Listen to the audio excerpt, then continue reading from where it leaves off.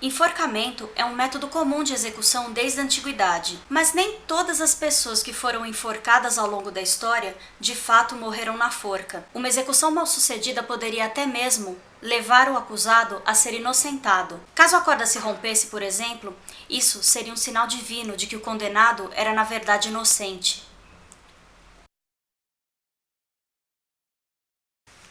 E por que eu estou falando isso?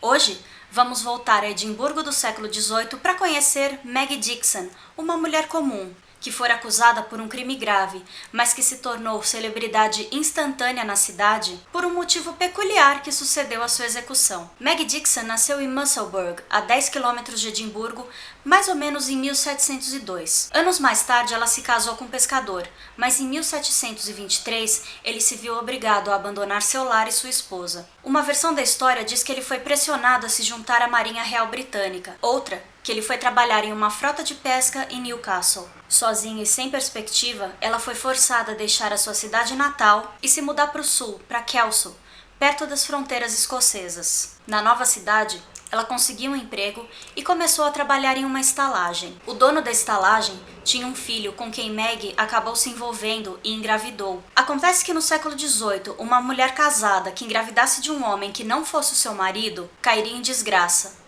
Não que hoje em dia isso não seja reprovável, é claro. Não querendo que seu chefe, o estalajadeiro ou seu filho descobrissem a gravidez, pois certamente o ocorrido levaria à sua imediata demissão e à humilhação social, pois ela possivelmente seria acusada pelos crimes de fornicação e adultério, ela escondeu a gravidez até o final. Chegado o momento do nascimento, o bebê muito fraco ou nasceu morto ou morreu algumas horas depois do parto. De qualquer forma, Maggie abandonou o corpinho às margens do rio Tweed, mas ele acabou sendo encontrado, e as autoridades que investigavam o caso na época conseguiram chegar a Maggie Dickson. Ela foi levada a Edimburgo, presa e posteriormente julgada lá. Algumas fontes dizem que ela foi acusada sob o ato de ocultação de gravidez de 1690. Mas com base em evidências médicas questionáveis de que a criança havia nascido viva, outras acusações como infanticídio e ocultação de cadáver pesaram sobre ela. Maggie foi condenada, e o seu enforcamento foi marcado para 2 de setembro de 1724.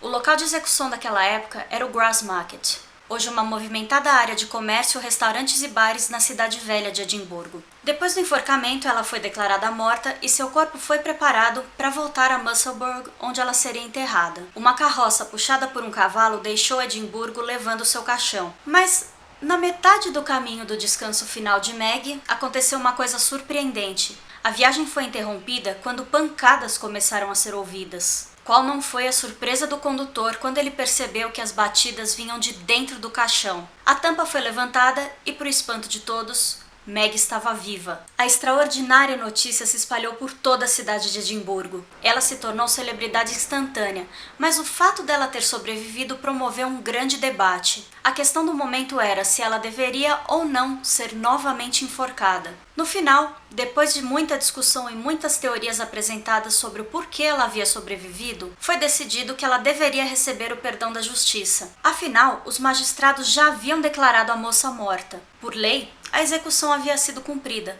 mas pela vontade de Deus, ela havia sobrevivido. Ela foi libertada e depois disso viveu por mais 30 ou 40 anos. Além de ter se tornado uma espécie de celebridade local, ela ainda ganhou um carinhoso apelido, Half-Hanged Maggie, que significa mais ou menos Maggie semi-enforcada. Boatos diziam que Maggie havia sobrevivido pois ela ou seduziu, ou manipulou, ou subornou o homem que trançava as cordas e que as fornecia para o carrasco, para que ele confeccionasse uma corda personalizada para ela, de um material um pouco mais fraco do que as cordas normais eram feitas. Seja qual for o motivo da sua sobrevivência, a história é lembrada até hoje graças a um pub de Edimburgo que fica exatamente em Grassmarket, onde ela foi executada, que leva o nome de Maggie Dickson. O último enforcamento público de Edimburgo aconteceu em 1864 e longe dos olhos do público, em 1889.